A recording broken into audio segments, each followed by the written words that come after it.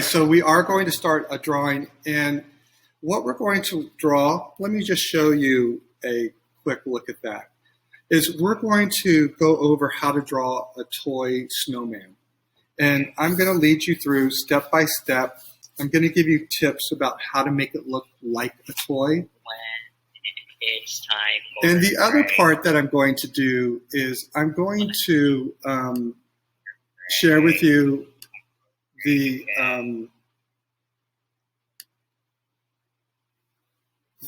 things to avoid. So I'll share with you mistakes, because a lot of times we learn through opposites. So let's take a moment and begin our drawing. So for us, we're going to go into our sketchbook, page 3. And first step, we're obviously going to draw the circles that will make a snowman. So let's talk about that. So my Snowperson isn't perfect, so I don't need perfect circles. The other thing is I want these to slightly overlap. So what you need to do is you need to sketch. You need to sketch out some circles. What's sketching? They're loose, light, imperfect lines.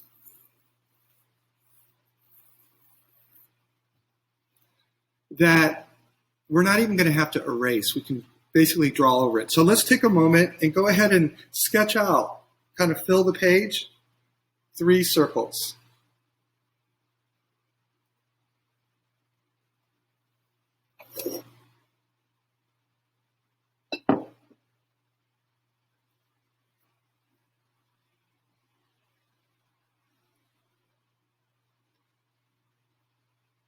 Now, we're going to continue to sort of erase and refine our drawing. So for right now, let's use a light hand. Let's keep our lines pretty light.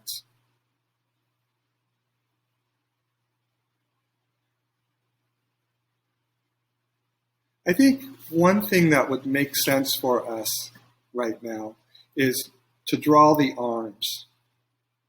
So we've sketched out our imperfect circles and we've made them overlap. Because we want to make it feel like these circles have a relationship. We don't want them to just sit on top of each other. That almost begins to feel like, I don't know, some sort of like perfect math problem. So this is what we want to avoid. This is our bad sheet. Now, a good step as far as having to erase things and stuff is let's draw the arms. And I do have a little tip here. Oftentimes what we do when we draw things is we put everything on the side. So we draw the arm,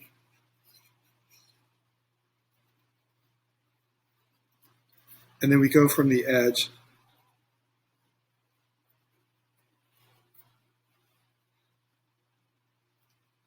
And that actually makes a really flat looking drawing. Instead, remember how we studied overlapping? And that if I overlap a shape, if I draw a shape and then I have it overlap another, it seems 3D. I can do that here. And what I mean is, what if we do this? Rather than having the arms come straight from the side, what if I just bring one of them in?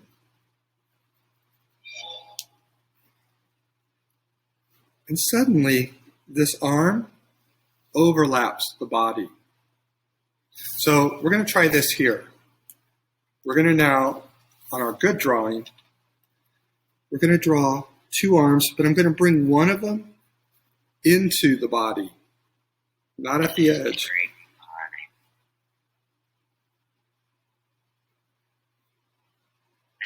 it's time for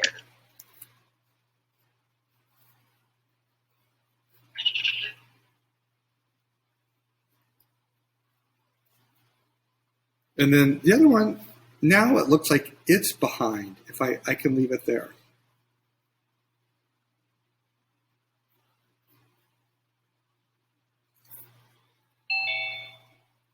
And see how just a simple thing like that can look more three-dimensional. And in fact, I'm going to add another little trick. So overlapping here makes this look more three-dimensional. Watch this little trick. See how I just have these branches here? What if I bring one of the branches into the stick? What I mean is, instead of just stopping here, I'm going to bring it in. And suddenly, it looks like it overlaps part of it.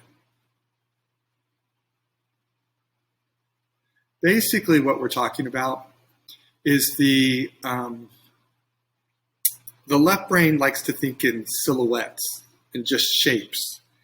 And we're just bringing some insight detail. Again, here's this shape here. And I can just bring, and it's just up to me which way. Suddenly this looks a little more 3D.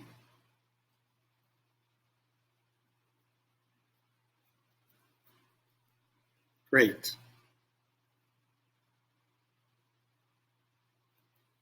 All right, let's move on. So something that is happening in our bad drawing is that these circles seem to be just touching each other. They don't seem to be mushing in together.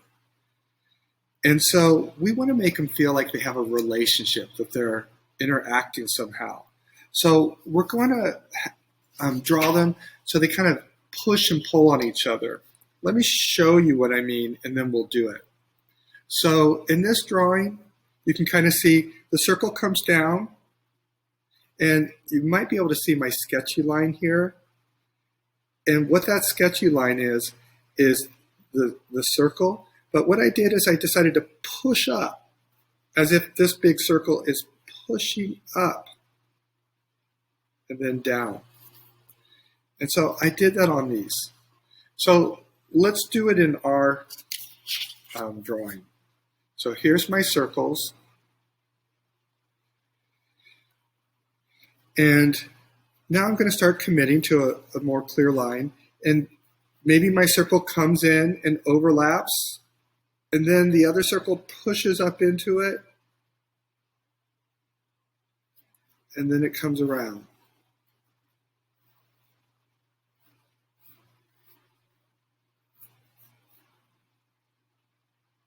And same here, you know. And it's imperfect, you know, it's snow. So don't feel like there's this particular way you're supposed to do it.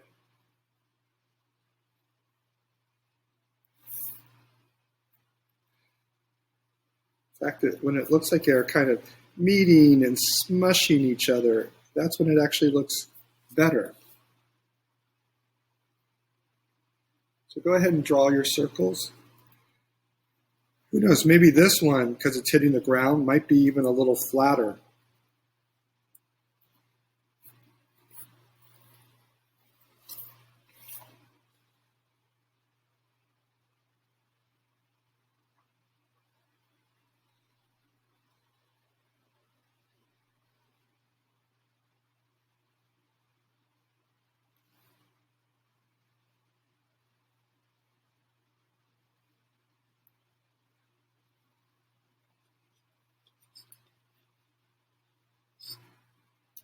And one of the simplest space indicators is overlapping and also the horizon line. So we could even put in kind of an imperfect snowy line, and suddenly our snowman looks like it is sitting on snow.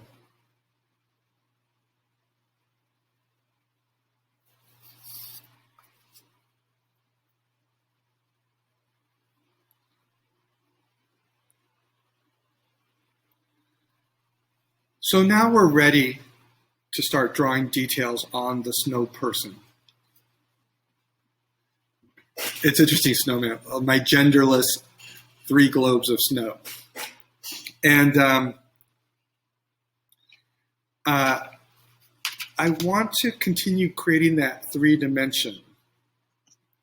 And we've talked about those cross contour lines. So whenever I draw something on this, I want it to curve. See how I know the outside of my circle curves? Well, the same would be true on the inside, right? It doesn't suddenly become flat. So I'm using tracing paper to illustrate this, so you don't need to draw these lines, but I just want you to see, kind of like those optical illusion op art worms we drew.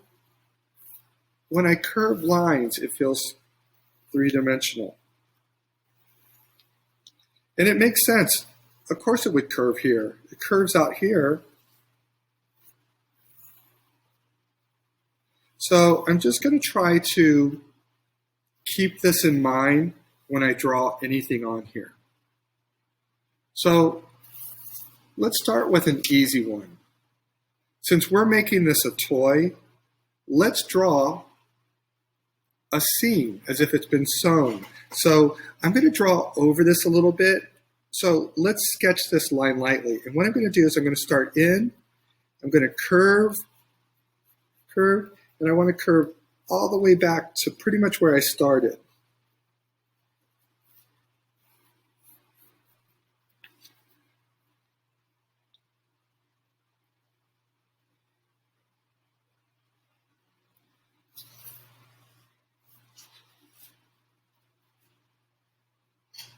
Look how 3-dimensional that looks.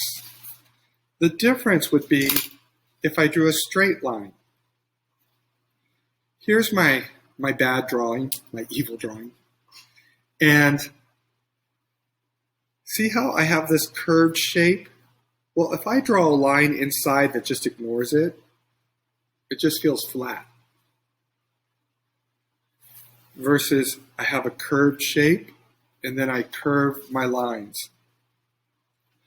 So we're going to draw some stitches. And how about this? We're just going to draw some, on this line, little ovals, kind of like pieces of rice.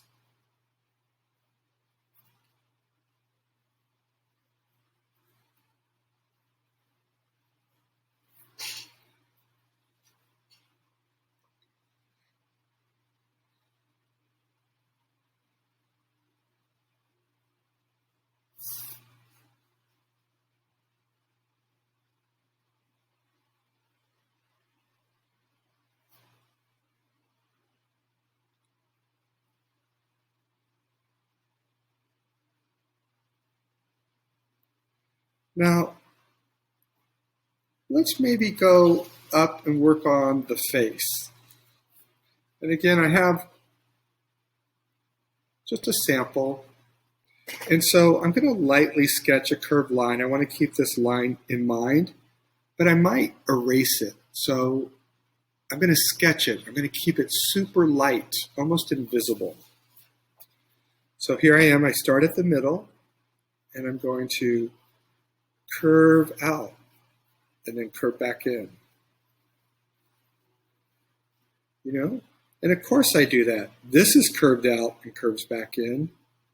Why wouldn't a line inside also do the same thing?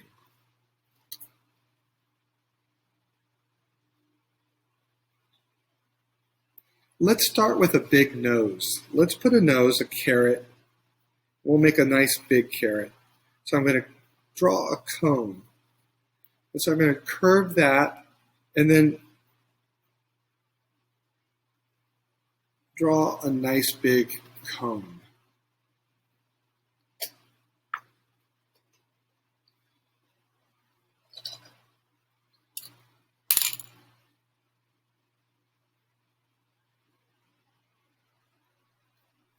And now that I've drawn that, I'm going to take my eraser and erase out that line. And now my cone is overlapping here. So I'm going to erase this.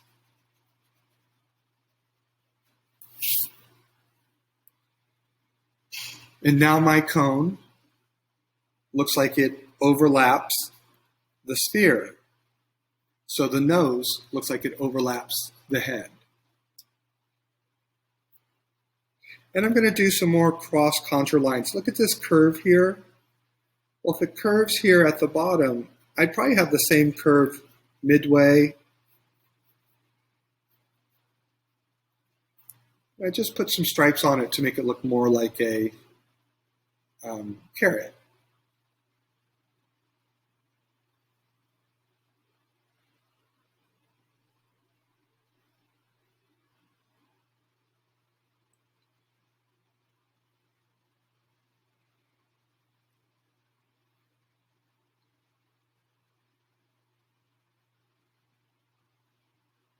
And this is a good moment to just check in. Look at all these little space indicators that rather than having perfect circles, I have circles that push up and into each other.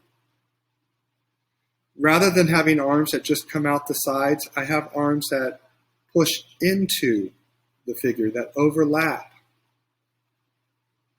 When I put details on it, I'm curving them to match the form. All right, let's put two eyes. I'm going to put an eye here.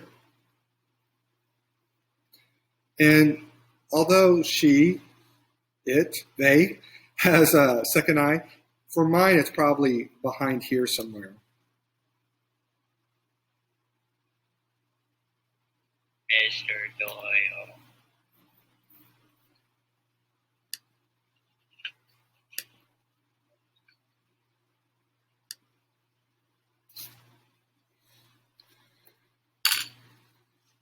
This might be a good moment to erase these extra lines.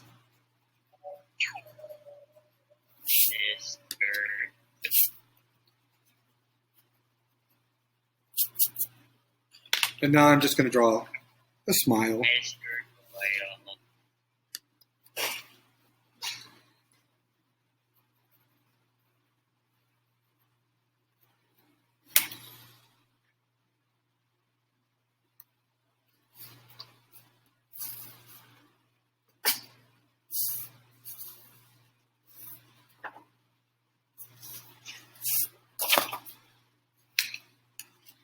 Now, let's look at some details. Maybe we could draw a vest on our character. And so I'm going to keep that same idea. See how this curved down? The vest is going to have that same curve because the vest is sitting on a sphere. It's wrapped around a sphere. So why don't I sketch out a light line? And again, I'm sketching it out because I might erase part of it. So here's my curved line on the edge. So inside would also be curved.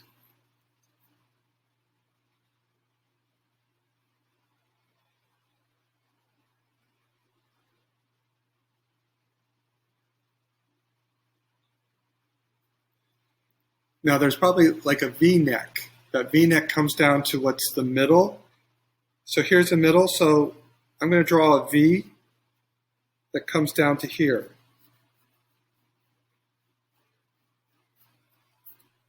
Because he's turned away from me.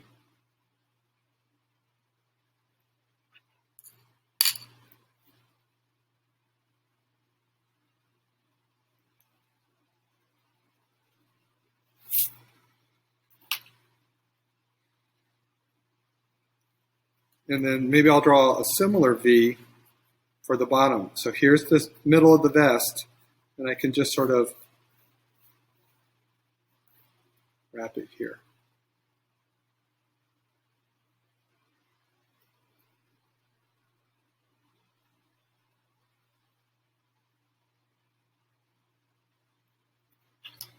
And since my vest ends here, I'm going to erase this line. And I'm going to fix this one. Look how straight it is. I don't like how straight it is. It makes it look flat. So I'm going to curve mine a little bit more.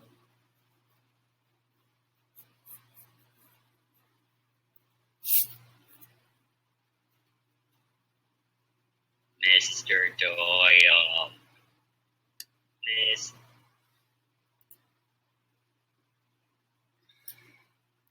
All right, now here's a little trick. I'm going to draw a button. It's going to be an oval.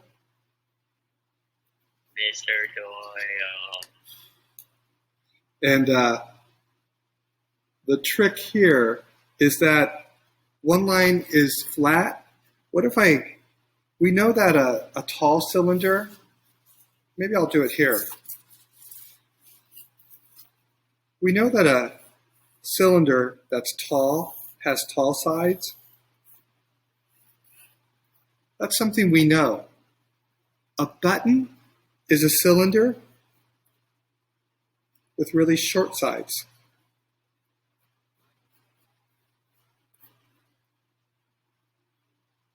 So it's funny how we understand things when they're at their extreme, but in art, you start learning the details. Here's my cylinder. I'm just going to give it short walls. Mr. Toy,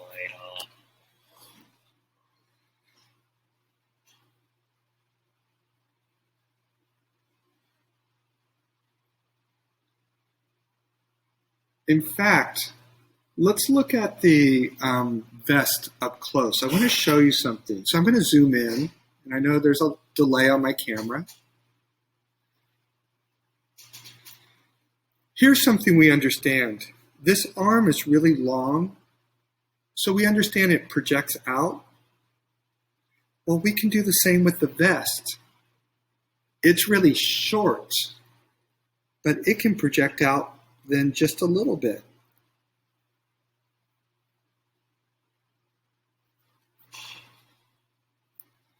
It's interesting. It's the same idea. It's not part of the snowball. So it projects off and away from the snowball. And our brain really understands that when it's dramatic, but it can be subtle too, just a little step away from the sphere. And it makes it feel separate. Our eye picks up on those details. Let me show you another detail. So I'm looking at the carrot, and I've got these lines, and the carrot's nice and smooth. How do I know that? My line is smooth. How do I make the carrot look bumpy? I make my line bumpy. And so what I can do is I can go along the smooth line, and right when it hits this, just give it a little divot. It's like a mountain. We understand dramatic changes in height. Well, we can do small changes in height. This isn't a mountain range. It's just bumps on a carrot.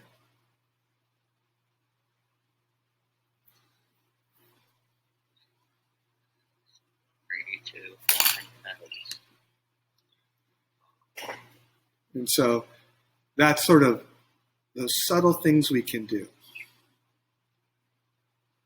So push away from the silhouette of an object, big if it's a big thing like a branch, tiny if it's a vest. There can be dramatic overlapping, or what about right here? What if I have this side of the vest just slightly overlap the other side? So the other side of the vest goes behind it. Just slight. It's those subtle things that you can really start to then notice. I don't like where I put this eye.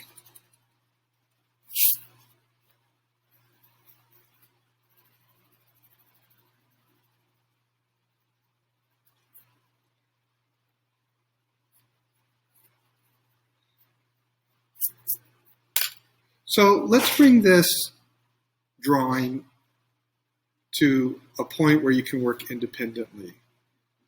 So I've got this Snowperson, and now I know how to shade these things. I know how to shade them like a sphere. I can curve my shading, lay in a gray, and then build up a darker gray. I can do that for all my objects.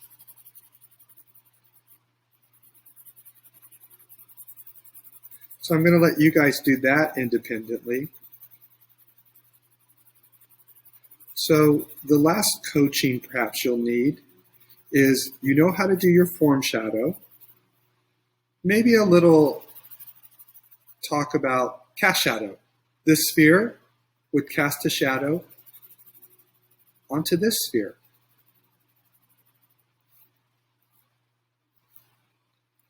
This sphere, since my light is coming this way, would cast a shadow onto this sphere.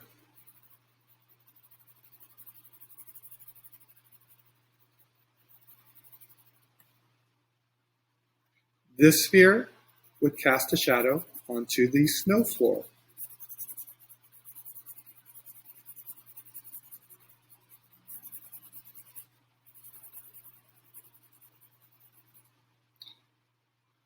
So don't feel like you have to keep up. These are kind of my last pointers, so before you could start working independently. Let me show you another pointer. This cone would be shaded like a cone, and it could cast a shadow down onto the face. And don't be afraid to do that. Like sometimes people feel they're kind of scared to put a shadow on the face. But that's why we wear hats. What is a hat brim, like a baseball hat? It casts a shadow on our eyes. Same with the arms. Here's my arm. It's going to cast a shadow down onto the sphere. Remember, I'm always trying to curve things. Everything on this sphere is curved.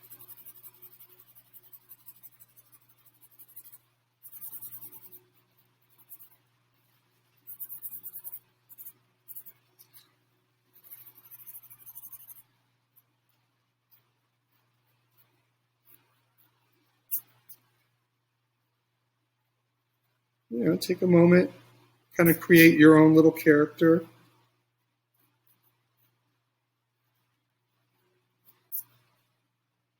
See what you think.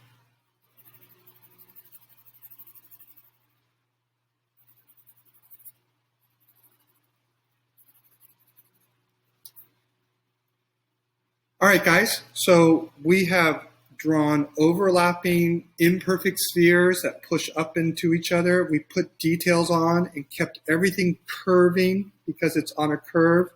I can even put a little cast shadow. Tall things cast long shadows. Short things cast a little short shadow. So let's spend the rest of the class and you can finish up your Snowperson and experiment making it into its own character. And I'll stay online and answer any questions for you. All right, guys?